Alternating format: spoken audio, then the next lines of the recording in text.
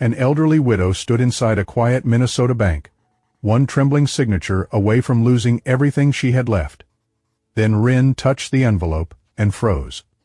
Behind the bank, a weakened Navy SEAL sat in the cold, clutching a torn blue leash calendar. One K9 photo inside belonged to a dog long gone. If you believe God still sends help before darkness closes in, leave amen. The morning in Stillwater Bay, Minnesota, looked too bright for trouble. Lake water flashed silver, blue beyond the roofs, red maple leaves drifted across the sidewalk, and the air carried that clean northern chill that made every breath feel rinsed by pine. Jessica Ward stood outside North Pine Community Bank, with a black coffee in one hand and an apple waffle pastry in the other, wondering why peaceful towns always seem to hide their storms behind flower boxes and polished windows. Jessica was 28, an FBI agent with calm blue-gray eyes, chestnut hair tied low at the back of her neck, and the steady posture of someone who had learned to listen before moving. She wore a dark navy FBI jacket over a gray sweater, black field pants, and worn boots dusted with autumn grit. Beside her stood Wren, a 5-year-old sable German Shepherd K9 with amber, brown eyes, a black working harness, and the serious expression of a church elder who had never approved of foolishness. Wren had a broad chest, dark saddle markings, and ears that caught every tiny sound as if the whole town were whispering secrets to him. A small calf sat beside the bank, its windows fogged with warmth and the smell of coffee, cinnamon, and baked apples. The owner, Dottie Crane, a round-faced woman in her 60s, with silver curls and flour on one sleeve, stepped out long enough to place a bowl of water near Wren. "For the gentleman," she said. Wren sniffed the bowl, then gave her one solemn blink. An old man at the KF door, thin as a porch rail, and wrapped in a brown cardigan, chuckled. "That dog looks more serious than a taxman in April." Jessica smiled. "He takes public service personally." Wren did not look amused. That made the old man laugh harder, which made the morning feel almost ordinary. Almost Jessica was not at the bank for a robbery or a dramatic arrest. She had been assigned to support the fraud task force after North Pine flagged several suspicious retirement transactions over the past 2 weeks. Different elderly customers, similar paperwork, and the same destination buried beneath polite language, Blue Leash Legacy Partners, LLC. On paper, it looked like a private retirement income company. In practice, Jessica had already learned to distrust anything that wrapped money in too much kindness. Inside the bank, sunlight poured through tall windows and landed in soft rectangles across the marble floor. The lobby smelled of paper, coffee, and furniture polish. A young teller with blonde hair and nervous hands looked up the moment Jessica entered. Near the private, advising desk sat Miriam Whitaker, 74, a small widow with white hair pinned in a careful bun, pale skin touched by age spots, and a cream cardigan buttoned all the way to her throat. She held a thick envelope against her chest, as if it were both shield and prayer. At her feet lay a tired golden retriever mix with a gray muzzle and cloudy eyes. His name tag read Henry's Boy, and Jessica felt a quiet pull in her chest before anyone explained. Miriam's husband had been Henry Whitaker, a retired Army mechanic who had passed away 3 winters earlier. The dog had belonged to him first, then to Miriam. Though anyone with eyes could see the dog had become a living memory in her kitchen, her hallway, and the empty side of her bed. Across from Miriam sat a bank representative named Alan Pierce, a clean-shaven man in his early 30s with a careful haircut, wire frame glasses, and the gentle panic of a decent person trapped between customer service and instinct. He stood when Jessica approached. "Agent Ward," he said softly. "Thank you for coming." Miriam looked embarrassed before she looked afraid. "I told them I know what I'm doing." "I believe you," Jessica said, sitting nearby instead of standing over her. "I just want to understand what they told you." Miriam loosened her grip on the envelope. "They said it was a rollover. A senior income plan. Safer than leaving everything scattered. They said a portion supports retired military K9s. Her fingers moved to the dog's head. Henry loved working dogs, always said they served without asking for medals. The document showed the name Blue Leash Senior Income Plan tied to Blue Leash Legacy Partners, LLC. The brochure was beautiful. A German Shepherd under an American flag, elderly couples smiling near a lake, and the soft promise of monthly preferred distributions. Blue Leash K9 Foundation appeared on the first page, all warmth and charity. Blue Leash Senior Circle appeared on the next, offering breakfasts, workshops, and community. Only near the end, in small print, did the real money path appear. Rin stepped forward, not suddenly, not loudly. He simply rose from Jessica's side and moved toward Miriam's envelope. His nose lowered, his ears sharpened. Then he touched the edge of the paperwork with one careful breath and froze. A thin metallic click came from somewhere behind the bank, so faint most people missed it. Rin did not. His head snapped toward the rear hallway, and the bright bank lobby seemed to hold its breath. Jessica felt the shift at once. Rin was not reacting to ink or paper. He was reacting to scent. Leather oil, cold metal, road dust, and something like an old field jacket after rain. A human trace. Someone else had handled these documents recently. Someone who did not belong to Blue Leash's polished brochures. "Mrs. Whitaker," Jessica said gently, "did anyone speak to you before you came inside?" Miriam's eyes flickered. "A man near the back door. He looked tired. He said not to sign anything from Blue Leash, I thought." She swallowed. "I thought he was confused. Security asked him to leave." Alan's face changed. "We had a disturbance near the delivery entrance. I thought he'd gone." Rin was already moving. Jessica followed him down the side corridor, through the rear exit, and into the cold light behind North Pine Community Bank. The rear lot was quieter than the street, bordered by red maples and a low concrete wall.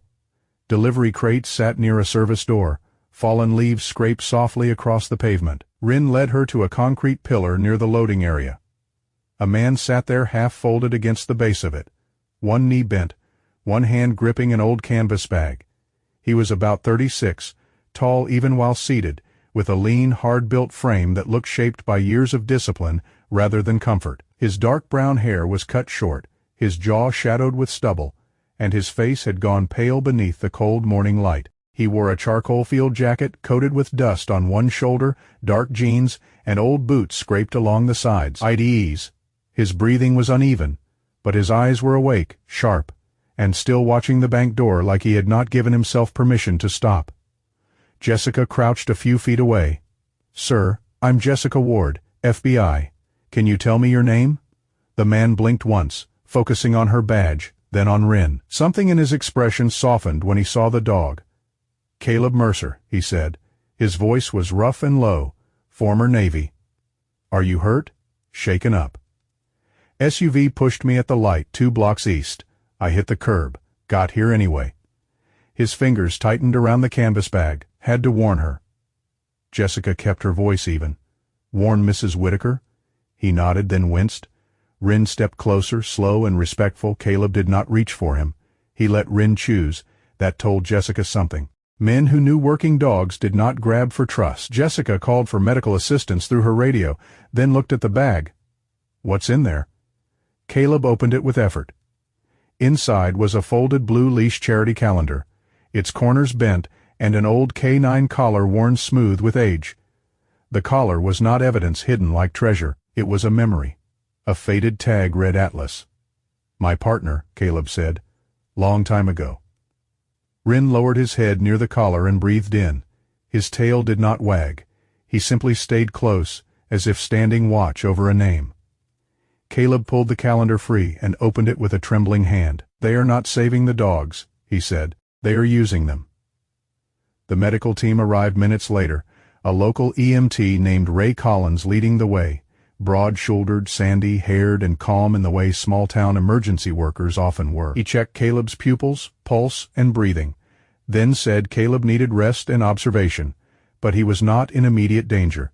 Caleb did not seem relieved. He turned the calendar toward Jessica and pointed to a glossy photograph of an old German shepherd lying beside a fireplace. Beneath the image, the caption read, "Briggs, retired military K9, supported by Blue Leash Care Funds."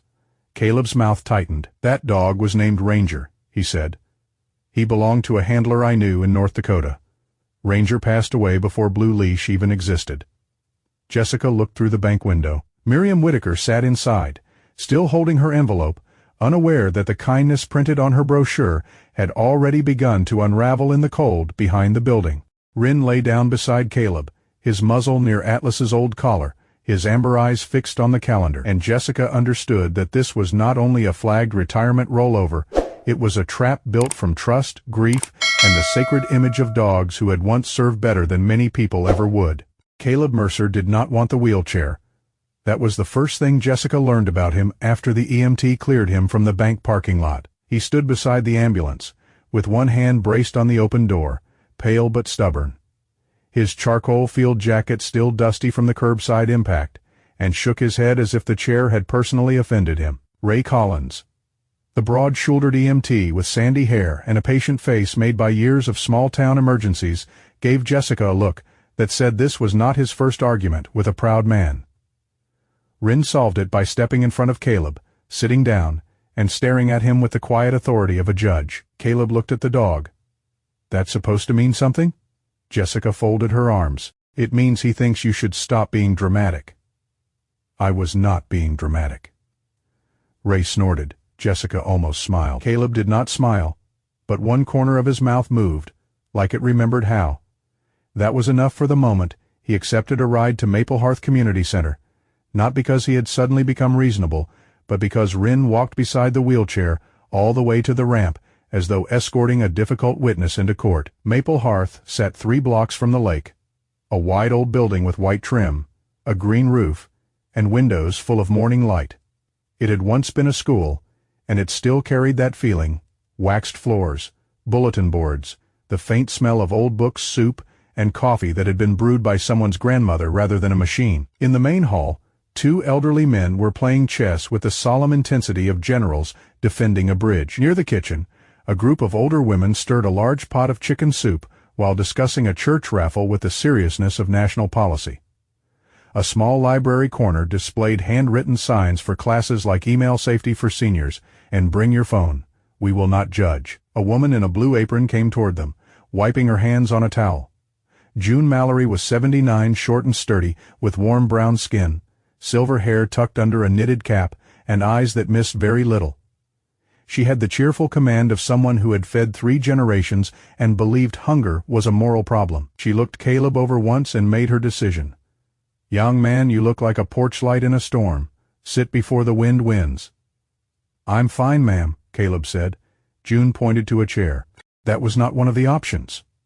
Jessica watched Caleb obey. She had seen federal judges with less authority than June Mallory. Within 2 minutes, a bowl of soup sat in front of him, steam curling upward in soft white ribbons. Caleb stared at it as if soup required clearance. Rin sat opposite him, eyes shifting from the bowl to Caleb's face. Jessica said, "Rin has very strong opinions about men who pretend they are not hungry." Caleb looked from the dog to the spoon. "He always like this?" "Only when he is right." Caleb took one bite. Then another. Something in his shoulders loosened. Not much, but enough. Warm food had a way of reaching places words could not. Jessica had learned that in interviews, in shelters, in kitchens, where grief sat heavier than furniture, people could refuse comfort in speeches. They had a harder time refusing it in a bowl. While Caleb ate, Jessica brought in Special Agent Nora Bell from the Fraud Task Force. Nora was 41, tall and narrow, shouldered, with dark blonde hair cut in a blunt bob, sharp hazel eyes, and the careful stillness of a woman who could read a spreadsheet the way other people read weather. She wore a gray blazer over a navy blouse, and her laptop was already open before she sat down. Nora was not cold. She simply saved her warmth for facts that deserved it. "You're the SEAL from the parking lot?" Nora said. "Former," Caleb replied. "Good. Former people often remember things current people miss." Caleb seemed to respect that. He opened the bent blue leash calendar on the table. Rin rose and came closer, nose low, breathing along the paper's edge. Jessica noticed again the scent that had pulled him from the bank lobby: old leather, cold metal, road dust, and the faint chemical shine of glossy print. Caleb tapped a photograph of a German shepherd beside a fireplace. "That caption says Briggs, retired military K-9 supported by Blue Leash Care Funds. The dog's real name was Ranger. He belonged to a handler in North Dakota. Ranger passed away before Blue Leash existed." Nora leaned closer. "You are certain?" "I met him twice. He hated floor vents and loved boiled chicken." Caleb's voice changed when he spoke of the dog becoming quieter, less guarded. Dogs like that stay in your head. Jessica glanced at Rin. They do. Caleb turned a few pages. This one here is not military either. Therapy dog from a hospital program near Duluth. I remember the photo from a local news story. And this testimonial mentions the Kerrigan family. I know the Kerrigans, their son served with a K9, but they never signed anything with Blue Leash. Nora typed quickly. So the images create trust. The investment arm takes the money. That's what it looks like, Jessica said. Nora pulled up the company structure. Blue Leash K9 Foundation is the public face. Small charity filings, community events, calendars, photo campaigns. Blue Leash Senior Circle is the social net. Breakfasts, workshops, retirement talks. Then Blue Leash Legacy Partners LLC handles the rollover paperwork and the wire transfers. Caleb looked at the screen. 3 doors, same house. Jessica let that sit. It was a simple phrase, and simple phrases often held the most weight. Blue Leash was not asking seniors to throw money into darkness. It was inviting them step by step through well-lit rooms. First coffee, then dogs, then memories, then retirement fears, then signatures. The community center lights flickered once, and the laptop gave a soft electric chirp for half a second. Every face in the room paused under the bright hum of the ceiling fixtures, and Rin lifted his head toward the old library corner, as if the building itself had whispered a warning. The moment passed, but Jessica felt the shift. Caleb had gone still, not afraid. Exactly, but alert in that old trained way. Nora noticed too, though she said nothing. Outside, a truck rolled by on the street. Inside, the soup pot bubbled. Chess pieces clicked, and the fraud on the screen looked suddenly less like numbers and more like a hand reaching into quiet homes. Nora scanned a QR code printed on the back of the calendar. It did not lead to the Blue Leash K9 Foundation website. It led to a separate landing page with soft blue colors and a smiling woman in a cream blazer. The name beneath the video read, Marion Vale, Senior Legacy Advisor. Divisor. Marion Vale was 54, with smooth auburn hair swept to one side, gentle gray eyes, and a voice that seemed designed for living rooms, where widows kept family photos on the mantel. In the video, she leaned toward the camera as if speaking to one person, not thousands. She did not promise riches. She promised steadiness. She promised dignity. She promised a safe transition for retirement assets, a preferred monthly distribution, and the chance to leave a legacy of service by supporting retired K9's. Jessica disliked her almost immediately. Not because Marion looked cruel, because she did not. Marion looked like the daughter who remembered your appointment, the neighbor who brought soup, the church friend who squeezed your hand during a hard anniversary. Her danger was not sharp. It was soft. On another video, Victor Harlan appeared at a senior circle breakfast. He was 61, silver, haired, handsome, in the polished way of men who practice sincerity in mirrors. He wore a navy suit, a flag pin, and a smile broad enough to include every lonely person in the room. He spoke warmly about veterans, working dogs, and the duty of communities to honor service. People applauded. A German shepherd stood near the stage. The camera lingered on an elderly woman wiping her eyes. Caleb's jaw tightened. He uses the right words. Which words? Jessica asked. Honor, service, home. Those words mean something to people who have lost enough. He looked down at Atlas's old collar lying beside the calendar. Atlas knew when a man was walking into the wrong room. He would plant himself in the doorway and refuse to move. Rin, as if understanding the shape of the memory, lowered himself beside the table and rested his chin near the worn collar. Nora opened a folder of email templates recovered from public complaint submissions and bank alerts. The wording was careful, never quite illegal by itself. Always urgent without sounding panicked. Your preferred distribution window closes Friday. Please complete your rollover authorization before the next senior income cycle. You may wish to avoid involving outside parties who do not understand your legacy goals. Jessica read that last line twice. It was not advice. It was isolation dressed as respect. They do not sell love for dogs, she said quietly. Caleb looked at her. Jessica watched Marion's frozen smile on the laptop screen, then looked toward the kitchen, where June Mallory was ladling soup for men who still argued over chess like schoolboys.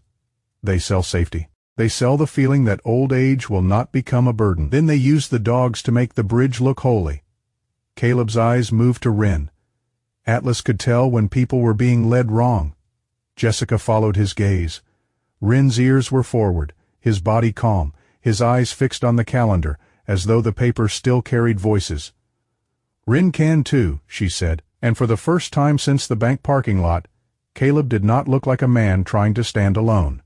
He looked like a man who had found the first open door. By the third morning, the fraud room at Maple Hearth Community Center had stopped looking like a room for bingo nights and started looking like the inside of a storm. Folding tables had been pushed together, laptops hummed beside half-empty coffee cups, and sheets of paper covered the corkboard where bake sale flyers used to hang. Outside the tall windows, Stillwater Bay shone under a pale autumn sun, the lake calm enough to look innocent. Inside, Nora Bell stood with a marker in one hand, drawing lines between names, companies, and bank accounts until the whiteboard looked like a map of roads no honest person would take. Nora had slept little, and it showed only in the faint shadows beneath her hazel eyes. Her dark blonde bob was tucked behind one ear, her gray blazer hung over the back of a chair, and her sleeves were rolled to the elbow like a surgeon preparing for a difficult procedure. "Here," she said, tapping the board. Mrs. Whitaker's planned rollover would have gone to Blue Leash Legacy Partners, LLC, but the prior transfers did not stay there.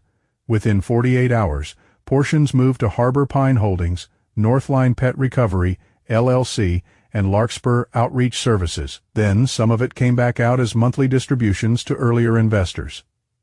Jessica stood beside Miriam Whitaker, who had come to the center with Henry's boy resting at her feet. Miriam looked smaller than she had at the bank, not weaker exactly, but as if the shape of the truth had made the room colder around her. Her white hair was pinned carefully, her cream cardigan buttoned neat as ever, but her hands held her purse with the same quiet pressure she had once used on the envelope. "So the money was earning?" Miriam asked, trying to understand without wanting to understand. Jessica lowered herself into the chair beside her.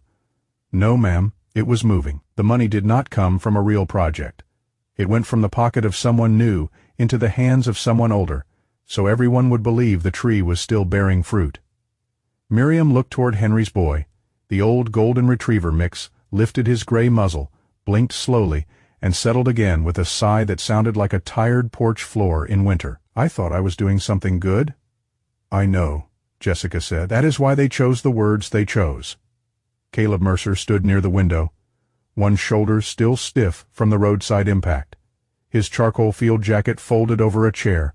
He had refused fussing but accepted coffee, which Jessica considered progress. His face remained drawn, dark stubble shadowing his jaw, but his eyes had sharpened since the day before. When Nora displayed the wire transfer instructions, his mouth tightened. The emails were polished and careful. Click here, sign here, complete before the preferred distribution period closes. The account numbers shifted from one month to the next, each change wrapped in polite language about processing improvements and client security. "That is not confusion," Caleb said. "That is choreography." Jessica looked at the screen, and someone taught the dancers where to step.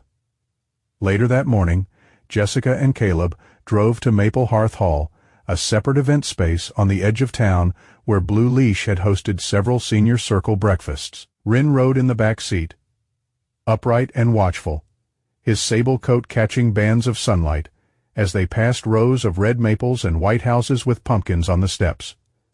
The hall itself was a warm wooden building with a bell tower that had not held a bell in years.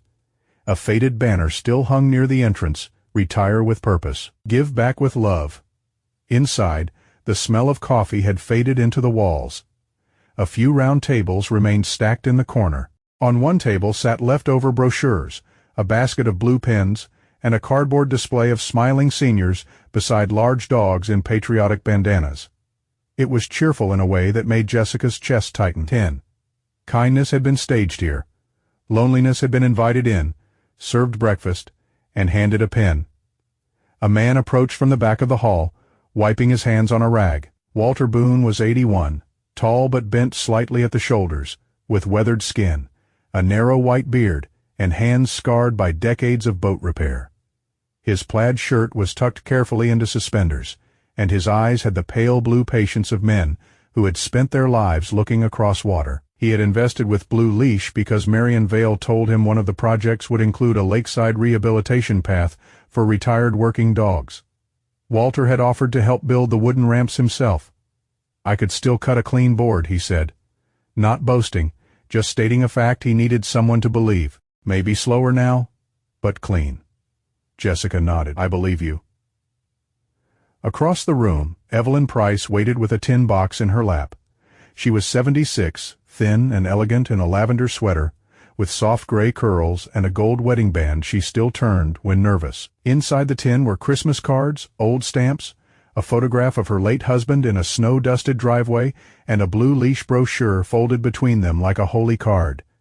"It came the week after I asked God to show me something useful to do," she whispered. "That sounds foolish now." Caleb, who had been quiet, looked at her with unexpected gentleness.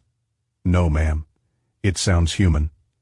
A sharp flutter burst from the old stage curtains as a trapped maple leaf spun through a cracked window, skittering across the floor like a tiny, frightened thing. Every voice paused, and Rin's ears rose before the leaf came to rest against a glossy Blue Leash brochure. No one spoke for a moment.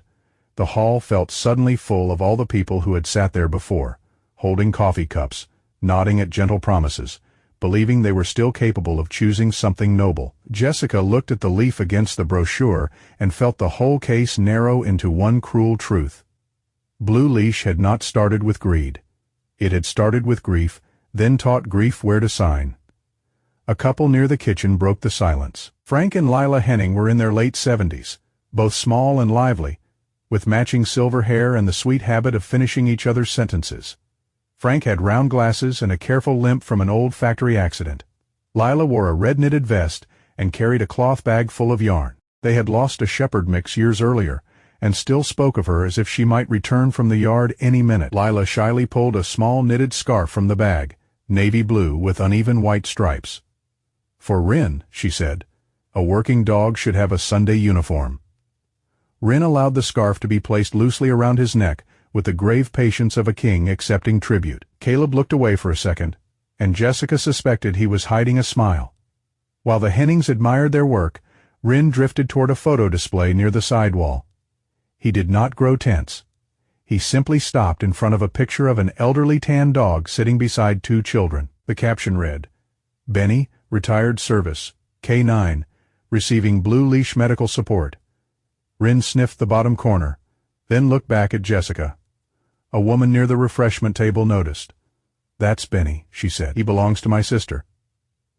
Her name was Carla Jensen, 68, a retired school secretary with short iron gray hair, kind brown eyes, and the brisk manner of someone who could organize a roomful of children or senators with equal success. She explained that Benny was a 12-year-old therapy dog, part Labrador and part something softer, with a sugar-white face, stiff hips, and a habit of leaning into anyone who looked sad.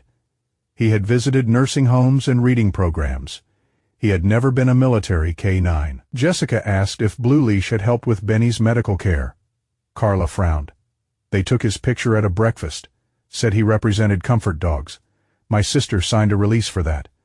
Medical care? No. Our vet is Dr. Ames on Cedar Street. We pay the bills ourselves." Nora arrived 20 minutes later with her laptop and pulled the tax-related expense summaries connected to Blue Leash's public filings. There it was, Benny's image, another name, and an inflated K9 rehabilitation expense, paid to a clinic no one in town recognized. The supposed clinic address belonged to an empty office suite above a closed dry cleaner. The amount was not enough by itself to prove tax evasion, but it was a loose thread, and loose threads, Jessica knew, could open a whole coat. Caleb crouched beside the real Benny later that afternoon at Carla's sister's home, where the old therapy dog lay on a braided rug near a sunlit window. Benny had a pale tan coat, cloudy eyes, and a tail that thumped twice when Rin entered. Rin lowered himself beside him, respectful and calm. The two dogs rested nose to nose, one trained for federal work, the other trained by kindness and hospital hallways. Jessica held the brochure in her hand, staring at Benny's borrowed face and the false caption beneath it. The case had shifted again. Blue Leash had not only moved money through false promises, it had taken real dogs, real widows, real memories, and dressed them in lies clean enough to print. Nora closed her laptop. I will send the clinic records and expense claims to IRS. CI, this is not the whole tax case, but it is the first real doorway.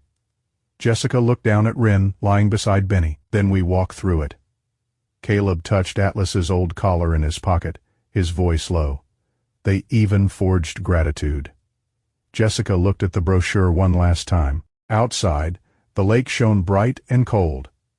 Inside, Benny sighed in his sleep, innocent of the lie built on his gentle face, and Jessica understood that Blue Leash was not only faking paperwork, it was faking honor. By the fourth day, Jessica had begun to understand that Marion Vale did not push people into the Blue Leash trap. She invited them gently, as if opening a door to a warm room.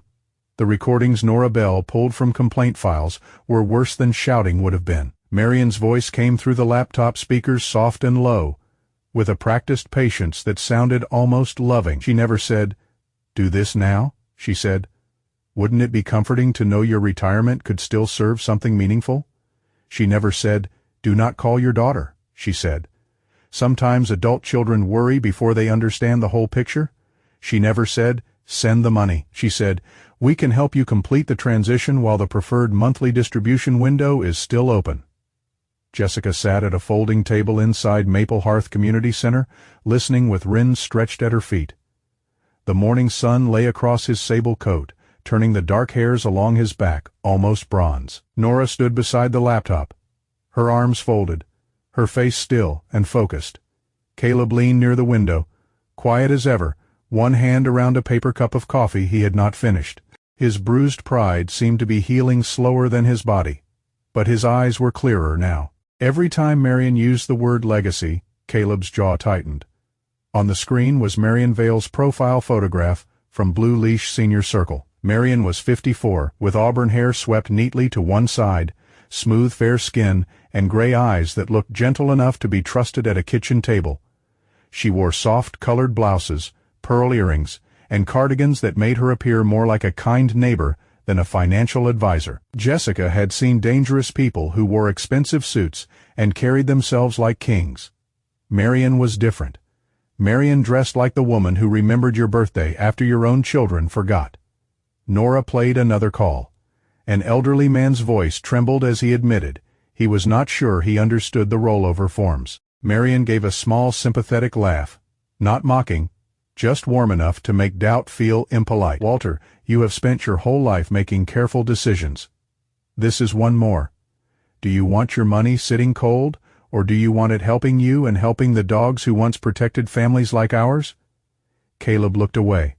"She makes hesitation sound selfish." Jessica nodded, "And she makes trust sound like courage." Caleb helped where he could, but never stepped beyond the line. He was not an agent, and Jessica would not let the case rest on anything improper. Instead, he reviewed names from Blue Leash invitations, identifying which families were truly connected to veterans, which K-9 stories sounded false, and which phrases no real handler would use. "They keep saying retired service shepherd, like that is a formal title," he said once. "It sounds close enough for civilians, but it is wrong." That mattered. Lies often survived by standing close to truth. By noon, the trail led them to Stillwater Bay Public Library, a red brick building with tall windows, brass door handles, and 2 stone planters filled with yellow mums. Blue Leash had hosted a class there called Protect Your Retirement Online. On the poster, Marion smiled beside a laptop, while an elderly couple looked grateful. Beneath the title, in smaller letters, it promised help with email, links, online forms, and safe retirement decisions. Inside, the library smelled of old paper, lemon polish, and raincoats drying on wooden hooks. A children's reading circle was ending near the front, and a librarian with silver glasses was stacking picture books into a blue cart. In the back corner, near a row of public computers, Jessica saw a woman taping a paper signed to the wall. "Never wire money after one phone call."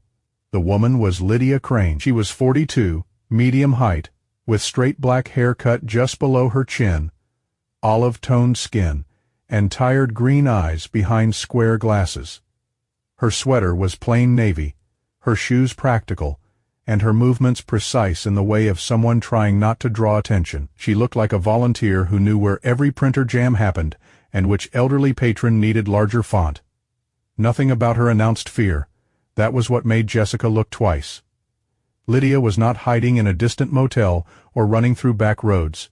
She was hiding in plain sight behind kindness and routine. A librarian introduced her as the woman who helps seniors with email safety every Thursday. Lydia smiled politely at Jessica, then saw Caleb. The smile faded by a fraction. Jessica caught it. They moved into a small reading room with a round oak table and frosted glass panels. L.S. Wren entered last and lay near the door, his chin on his paws, calm but watchful. Lydia sat with her hands folded so tightly her knuckles paled. "I do not know what you think I can tell you," Lydia said. Jessica kept her voice quiet. "I think you used to work for Blue Leash." Lydia closed her eyes for 1 second. When she opened them, they were wet but steady. Bookkeeping, not strategy, not sales. Bookkeeping sees what sales tries to hide, Nora said. Lydia looked at Nora, then at Caleb. "I did not know at first." Jessica believed that might be true. She also knew not at first was where many people built the staircase that carried them downward. From somewhere beyond the frosted glass, a printer suddenly shrieked and spat paper in rapid bursts. Lydia flinched so hard, her chair legs scraped the floor, and the room went still, except for the soft, steady breath of Wren beside the door. Wren lifted his head, then slowly stood and walked to Lydia. He did not crowd her. He only lowered himself near her feet, close enough for warmth, far enough to let her choose. Lydia stared at him for a long moment. Her breath shook once, then settled. "My son wanted to train working dogs," she whispered. "When he was little, he used to check out every book this library had about German shepherds. I used to think that was funny." She looked at Wren. "Then I spent 2 years helping people use dogs like him to open wallets. No one rushed her. That was the mercy of the room." Lydia finally reached into her canvas tote and pulled out a thin folder. "This is not everything, just enough to prove I am not making it up." Inside were printed spreadsheets, call logs, internal email snippets, and notes labeled with Marion's initials. There were phrases marked for use with widows, retired mechanics, former nurses, veterans' families, and people who had recently lost pets. One note read, "Do not lead with return. Lead with purpose. Close with urgency." Jessica felt her stomach tighten. Lydia spoke in pieces at first, then more steadily. Blue Leash used new investor rollovers to pay monthly distributions to earlier clients. Marion knew many seniors did not understand the forms. Victor Harlan was the face on stage, the warm voice at breakfasts, but Marion closed the deals in small rooms and phone calls. Russell Greer, the tax accountant, recoded personal spending as outreach, K-9 rehabilitation, client education, and veteran support. "Russell Greer," Nora repeated. Lydia nodded. 50. 8, heavy-set, gray beard, always wears suspenders, even with expensive shirts. He acts cheerful, but only when someone important is watching. He used to say taxes were just stories told with numbers. Caleb's expression darkened. "And the veteran lists?" Lydia looked down. Harold Vane. The name landed heavily. Caleb knew it. Jessica saw that before he spoke. "Local Veterans Council," he said. "Big voice at memorial services, shakes every hand." Lydia nodded. He signed a community outreach consulting agreement. It looked legal, but he provided contact lists, widows, retired service members, families who had adopted old working dogs, people who had received survivor benefits. He said it was for event invitations. Jessica thought of Evelyn's Christmas card tin, Walter's worn hands, Miriam's careful bun and frightened pride. These people had not been reached by chance. Someone they trusted had opened the gate. Lydia slid one more paper across the table. Internal event schedule. Day 10. Veterans Hall, public breakfast in front. Private rollover review rooms in back. Her finger tapped one line. Marion is handling those personally. She separates them one at a time. No family, no outside advisors. She calls it preserving dignity. Jessica looked at Wren. His amber eyes were on the paper, but his body was angled toward Lydia, as if he understood that truth sometimes came from people who had carried shame too long. Caleb's voice was low. "They are not just stealing from them." "No," Jessica said, reading the schedule again. "They are teaching them to sign while alone." Outside the reading room, the library returned to its gentle sounds, pages turning, wheels on book carts, an old man asking for help with his password. Inside, Jessica held the schedule and knew the next battle would not be fought on a stage under bright lights. It would happen behind a closed door, in a quiet room, where Marion Vale would take one trembling hand at a time and call it care. On the 8th morning, Jessica Ward returned to Miriam Whittaker's house under a sky so clear it made every red maple leaf look newly painted. Stillwater Bay had the kind of autumn light that could make even a mailbox seem blessed, but Jessica had learned not to trust beauty as proof of peace. Ryn sat upright in the back of the SUV, his sable ears sharp, his amber eyes fixed on the passing streets, as if the town itself had begun whispering names to him. Caleb Mercer rode in the passenger seat, quiet, one hand resting near the old K9 collar in his jacket pocket. He had asked to come, not as an agent, not as muscle, but because he knew what it meant when someone tried to make fear sound like law. Miriam's home stood on a narrow street above the lake, a small white house with blue shutters, yellow chrysanthemums on the porch steps, and a wind chime shaped like tiny brass birds. The place looked cared for in the way lonely homes often did. Every flower watered, every window clean, every chair holding the memory of someone who no longer sat there. Inside, the kitchen smelled of cinnamon tea and toast. A framed photograph of Henry Whittaker in uniform hung on the wall beside an older picture of Henry laughing beside a younger version of Henry's boy, the golden retriever mix now lying under the kitchen table with his gray muzzle on his paws.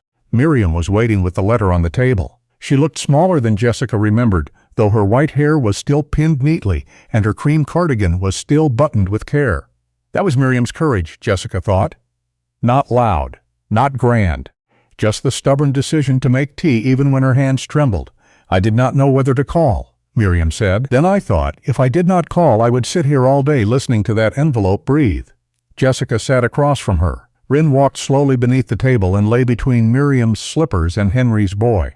The old retriever lifted his head, sniffed Ryn once, then settled again, accepting him as if the matter had already been voted on by dogs and passed unanimously.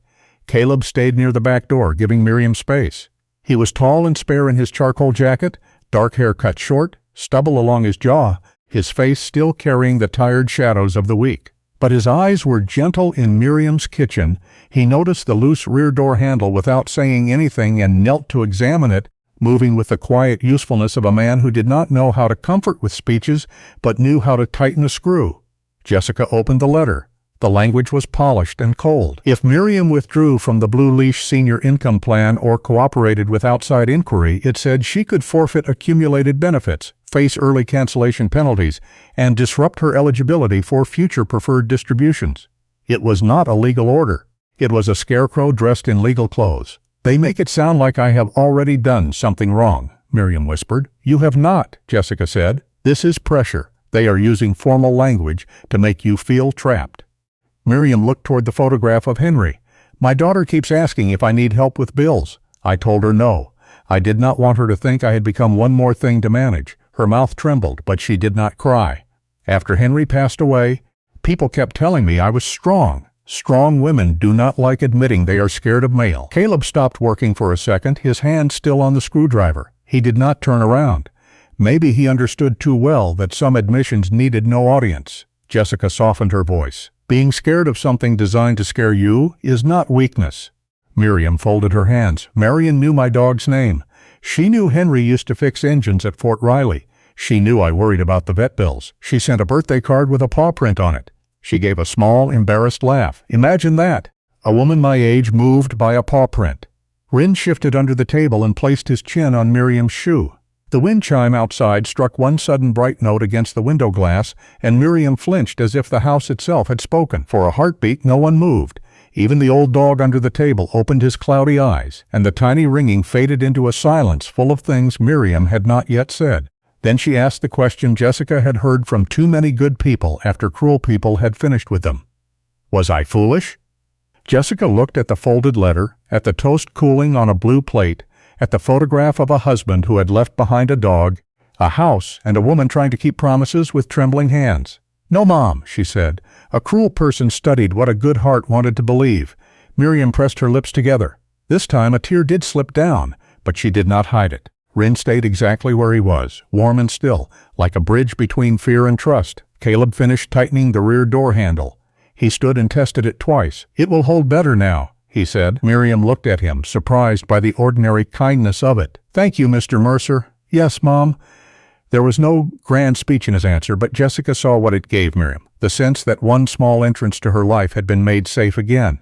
That afternoon, Lydia Crane came to the task force office at Maple Hearth with the rest of the files. She arrived in the same navy sweater she had worn at the library, her black hair tucked behind one ear, her square glasses sliding slightly down her nose. She looked frightened, but not fragile. There was a difference. Frightened people could still choose. Fragile people had been told too many times that they could not.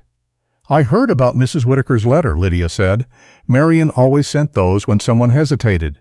Not enough to look like a threat, enough to make them feel alone." She handed Nora Bell a flash drive and a folder of printed records. Nora accepted both with the careful gravity of someone receiving a confession wrapped in spreadsheets. Inside were matching expense files, call lists, client categories, and internal messages. One email from Marion read, "Do not encourage family review before signing. Adult children often introduce emotional resistance." Another file sorted prospects by widowhood, veteran connection, pet loss, recent medical bills, and fear of dependency. Jessica read that last phrase twice, fear of dependency. They had named the ache, measured it, and sold it back as a product. The tax files were just as cold. Russell Greer had coded the lake house as a retirement education retreat. A private vehicle became an event support asset. Family travel became canine site evaluation. Benny's borrowed face and the images of other therapy dogs had been inflated into medical support expenses for retired working dogs. IRSCI would need to verify, compare returns, trace accounts, and tie claims to personal benefit, but the doorway was wide open now. By evening, the plan for Day 10 began to take shape. Accounts connected to Blue Leash would be monitored and, where legally possible, temporarily restricted. Banks in the region would receive alerts. The digital team would prepare to preserve tablet records and electronic rollover contracts. Local police would provide quiet security at Veterans Hall. No senior would be allowed to send real money while the investigation watched. Jessica insisted on that. The case needed evidence, but not at the cost of another frightened person's future. Miriam called just after sunset. Her voice was small at first, then steadier. "Agent Ward, if I go to the event, could it help?" Jessica did not answer too quickly. "It could, but only if you feel safe and only under our plan." "I do not want to sign," Miriam said. I want to hear her say it again. I want to know it was not just me. Jessica closed her eyes briefly. That was the wound beneath the wound, not money, not paperwork. The need to know shame had not been personal. "You will not be alone," Jessica said. Miriam breathed out. "Then I will go." Across the room, Caleb stood with Atlas's old collar in his hand. Rin sat beside Miriam's chair from earlier, as if the scent of her fear still lived there and needed guarding. Caleb looked at the dog, then at Jessica, and something in his face changed.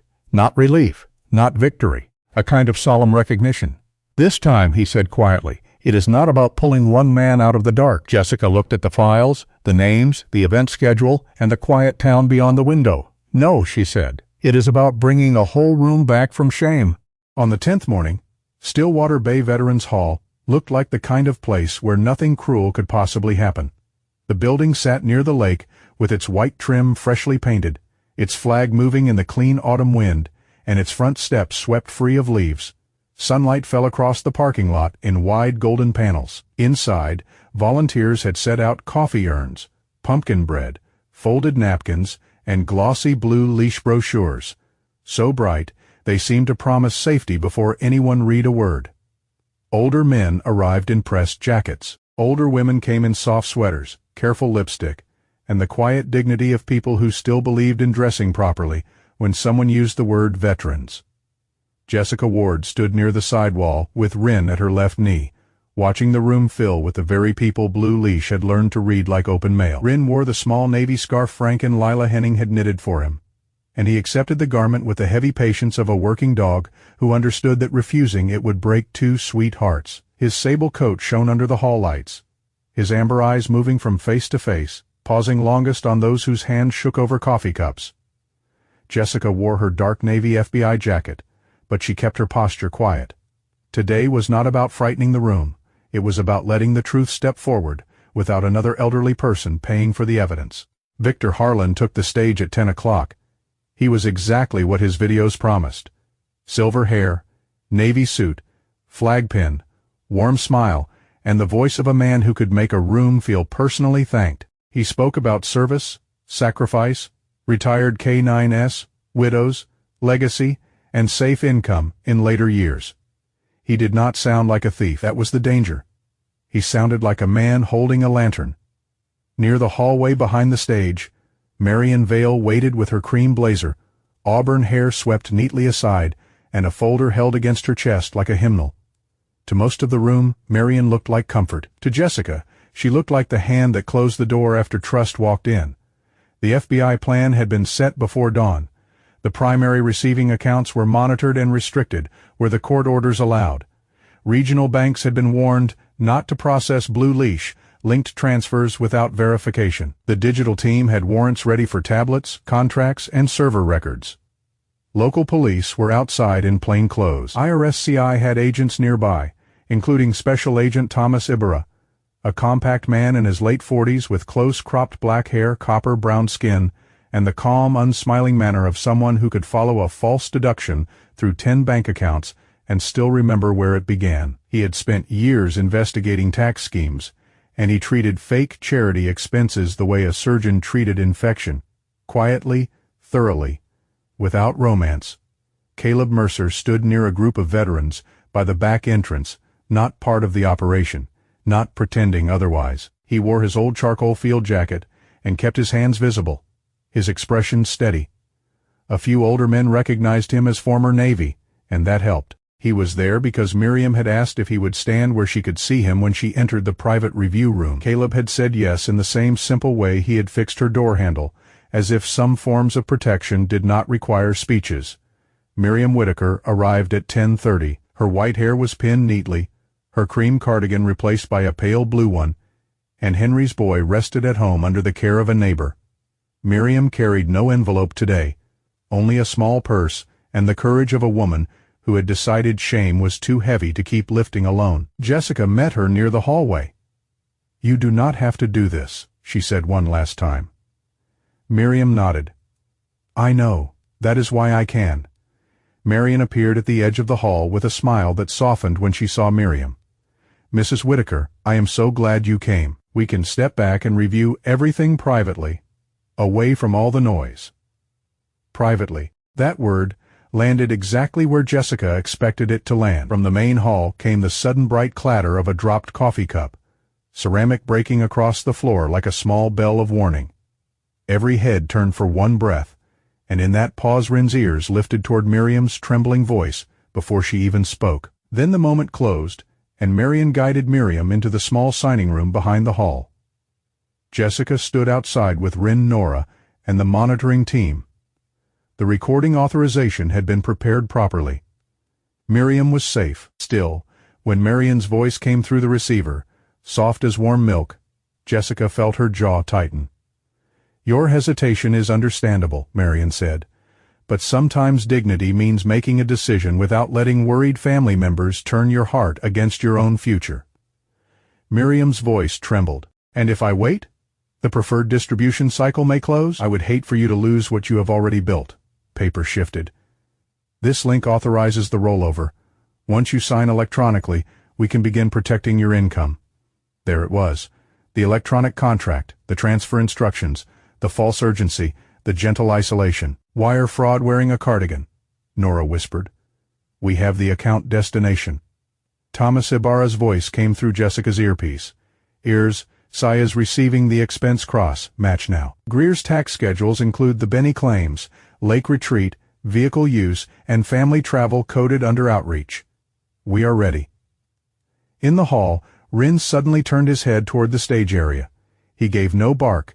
He only pulled lightly, enough for Jessica to follow. Behind a display of blue leash calendars sat Benny, the old therapy dog, wearing a patriotic bandana and looking tired but patient. A volunteer had placed him there for photographs beside a sign, calling him a retired service. K9 Ren approached, and lowered his nose to Benny's white muzzle. Benny's tail thumped once. Jessica looked at the false sign, then at the real dog beneath it. Even now, they were still borrowing innocence. The intervention moved quickly after that. FBI agents entered the signing room before Marion could complete the transaction. Marion did not shout. She blinked, smiled sadly, and said, "I believe there has been a misunderstanding." It was almost impressive how long she tried to keep the mask warm, but this time, Miriam stood before Marion could reshape the room. She walked back into the hall, small and pale but upright. Victor stopped speaking on stage. Harold Vane, the Veterans Council chairman, a broad man in his late 60s with a square face, white hair, and the polished handshake of someone used to memorial ceremonies, tried to move toward a side door. Caleb saw him and quietly signaled the nearest agent. Russell Greer, heavy-set with a gray beard and red suspenders, under an expensive shirt, froze beside a tablet case as if numbers themselves had betrayed him. Lydia Crane entered with Nora, carrying the files she had once been afraid to name. The hall that had been full of brochures now filled with evidence. Rollover forms, email templates, transfer links, internal call notes, fake K-9 expenses, tax schedules, shell company accounts, and the quiet arithmetic of betrayal. Victor Harlan's smile finally failed. Miriam turned to the seniors in the room. Her voice shook, but it carried. "I was not foolish. I was lonely, and someone knew exactly how to use that." No one moved.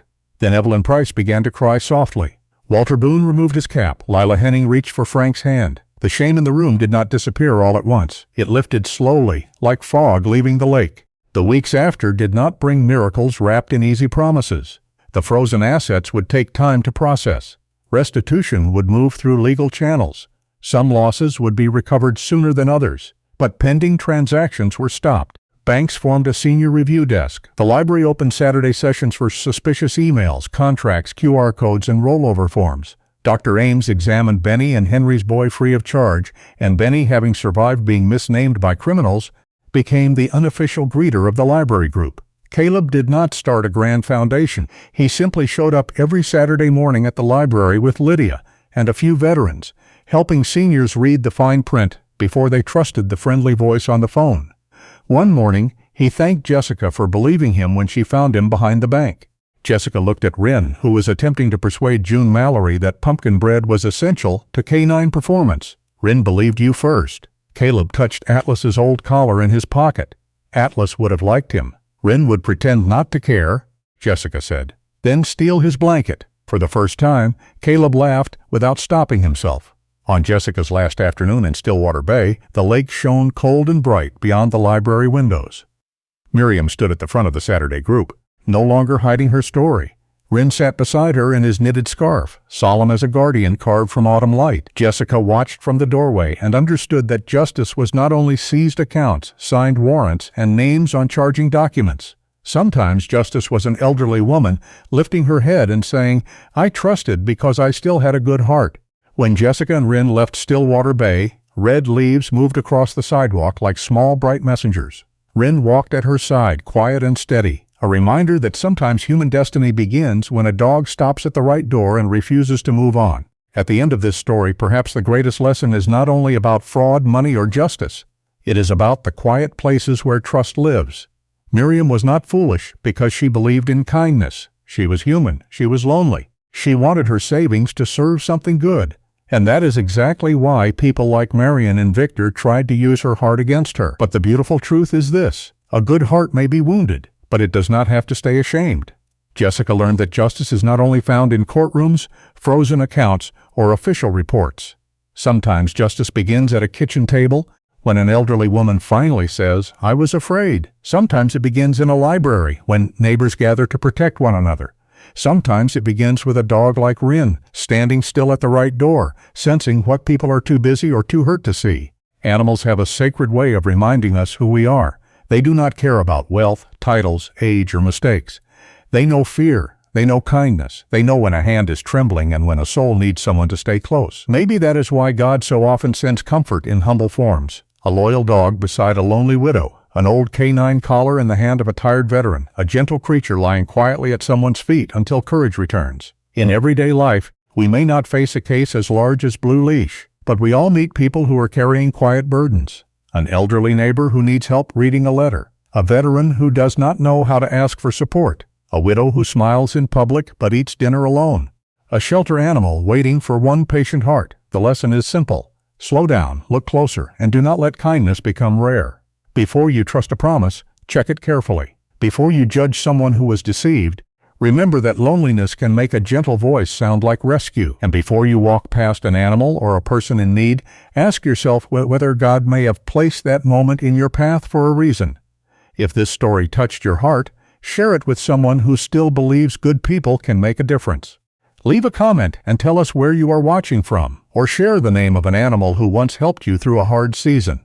Subscribe to the channel for more stories of loyalty, courage, healing, and the quiet miracles that happen when humans and animals stand together. May God bless you, protect your family, guide your steps, and keep your heart gentle in a world that still needs kindness.